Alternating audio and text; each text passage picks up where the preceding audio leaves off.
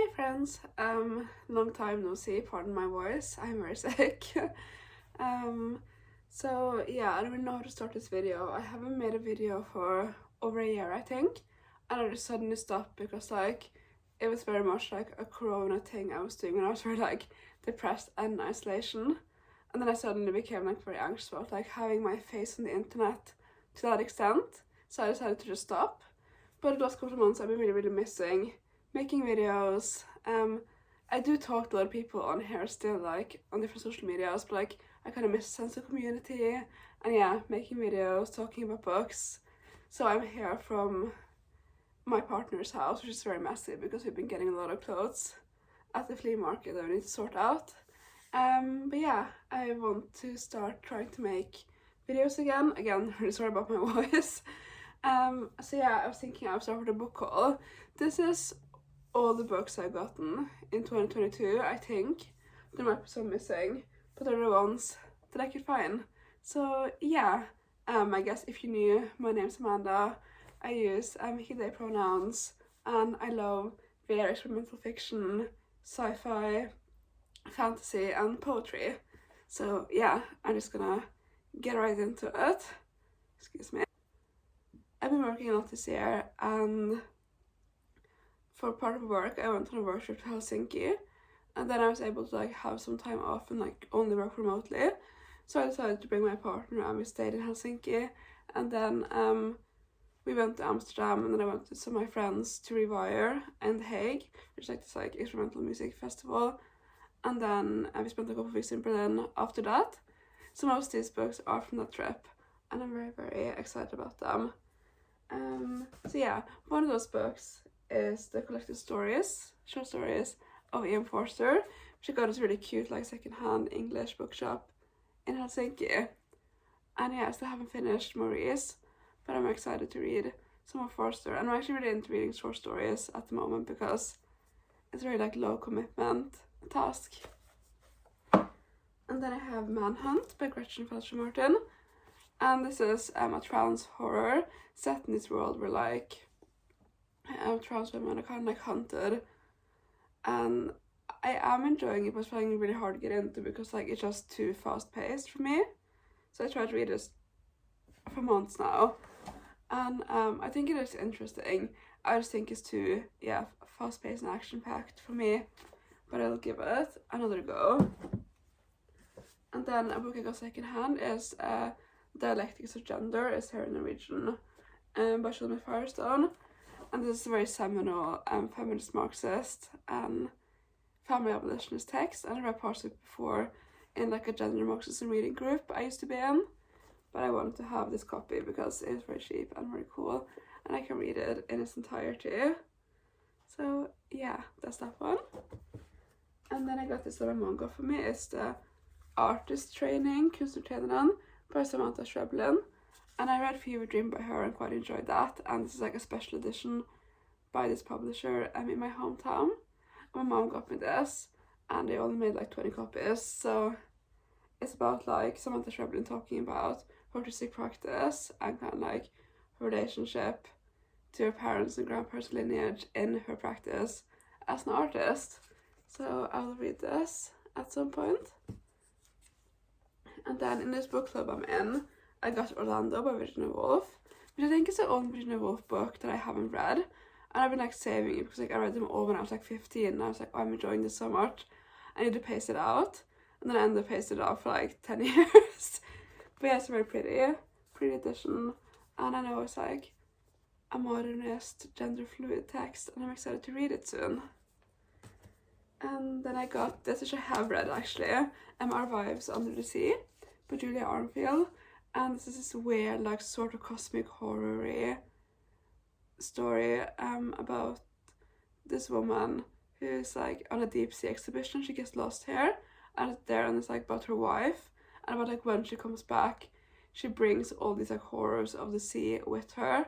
It's about the relationship, what happened when we were deep under the sea.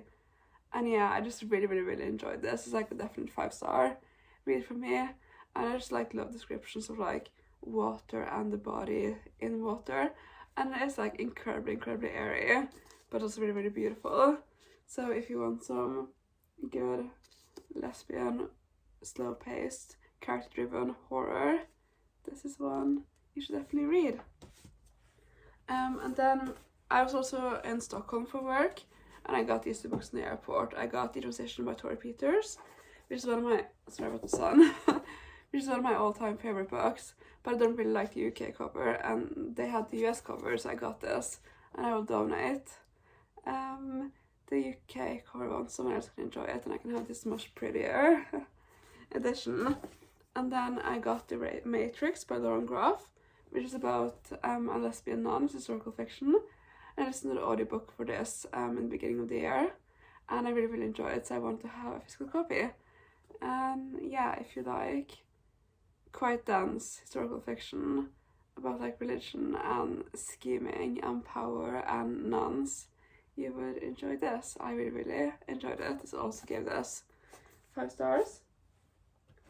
And then I got Spill, Scenes of Black Feminist Fugitivity by Alexis, Pauline, and this is a self-described black troublemaker and black feminist presents a commanding collection of scenes depicting fugitive black women and girls seeking freedom from gender violence and racism. In this poetic work inspired by Horton Spillers, Gumbs offer an alternative approach to black feminist literary criticism, historiography, and the interactive practices of relating to the worlds of black feminist thinkers. I found this in this like radical bookshop in Amsterdam and thought it looked super interesting, and it has, whoops, it has a beautiful cover, so I'm very excited to read this one. And then at the same bookshop I got As We Have Always Done by Leanne, betasamosake Simpson, and this is a text of indigenous studies, and it's about indigenous political resurgence as a practice rooted in uniquely indigenous theorizing, writing, organizing, thinking. It makes clear the goal of indigenous resistance can no longer be called resurgence as a mechanism for inclusion in a multicultural mosaic, and it's rather about like indigenous alternatives to destructive logics of the settler colonial state. And yeah, it sounds super interesting, and I look forward to reading this. And then I'm almost done with this. I got Transgender Warriors by Feinberg, who wrote Stonebush Blues, which is a book that I really love. And this is Feinberg's account of being trans, and it is, and also like the material conditions of transness, and it's just really great, and I recommend that everyone just gets a copy of this and reads it.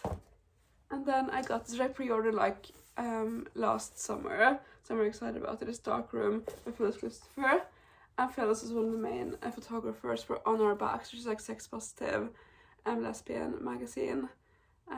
That was like a big part of lesbian sex wars, and a response to Off Our Backs, which is like anti-sex lesbian magazine. And this has like a large, this like collects and contextualizes a large body of her work. I'm not gonna really show any of the photos because it might get my video might get taken down. Oh, this I can show. But yeah, it's like an amazing account of like lesbian imageries and like social aesthetic cues, and also has like a lot of essays and writings in it, and I've been dipping in and out of this. I'm really enjoying it, so I'm very excited to have this. They also happened to be doing the launch of this when I was in Amsterdam, so I got to go to the launch, which is very random and funny. And yeah, I would definitely recommend getting this if you can get a hold of it.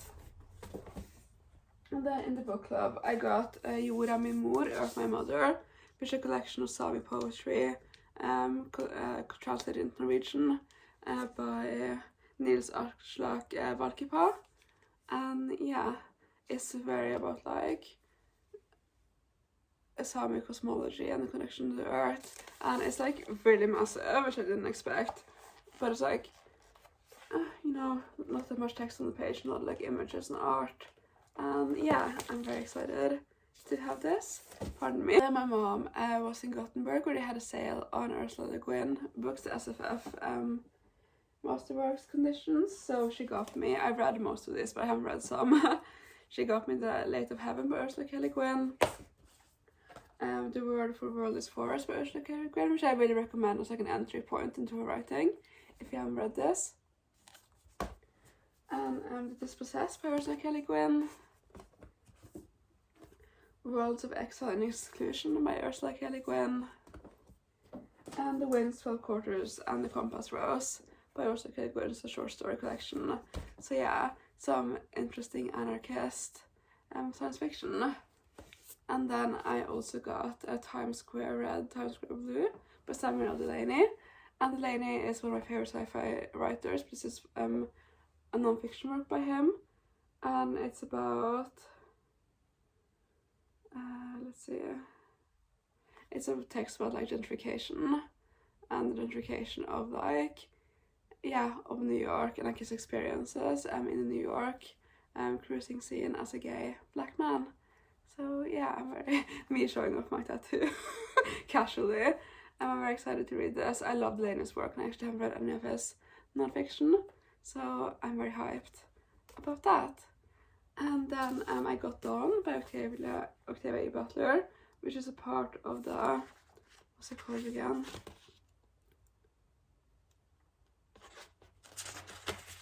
Let's see.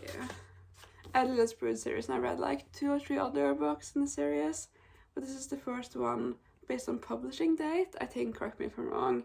And yeah, I'm excited to read more Butler. I love her work, she's one of my favorite speculative writers. And then I got this, it's called Jormund, which is Earth Eater in English, and it's a book by Dolores Rice, which I saw The Pressure to Meet. The books just fell over. Oh no.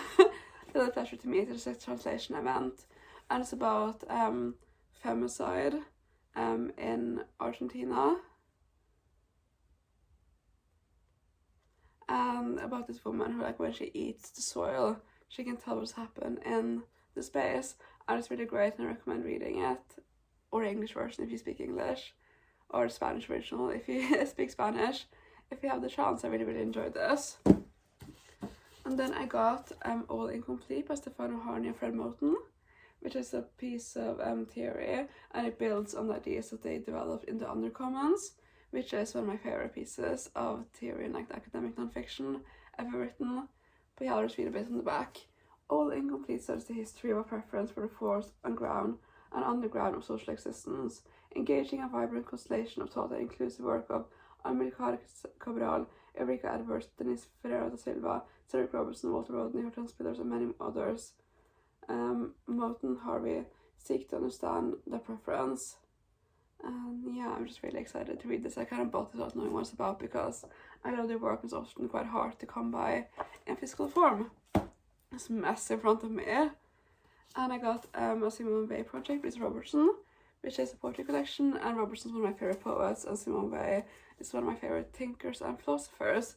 So I've been saving this for a rainy day, which might be today because even though it's sunny, I am very sick and stressed because it's my first 2 days in a row of work in ages, and I'm spending them fighting a fever and many other horrible signs of illness.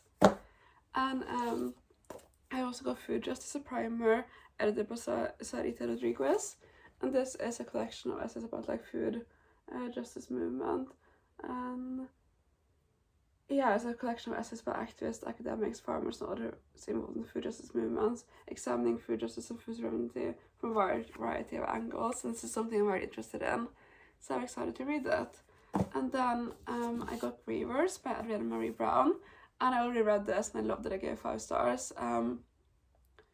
It's about this young gay woman named Joan who lives in Detroit, and this illness, this pandemic kind of occurs where like people will just shut down, and it might be due to grief, they're just shut down, the bodily functions will end, and they live in this very like desolate, horrible state. And it's about like community, mutual aid, and grief, and just really amazing. Like I enjoyed it so much.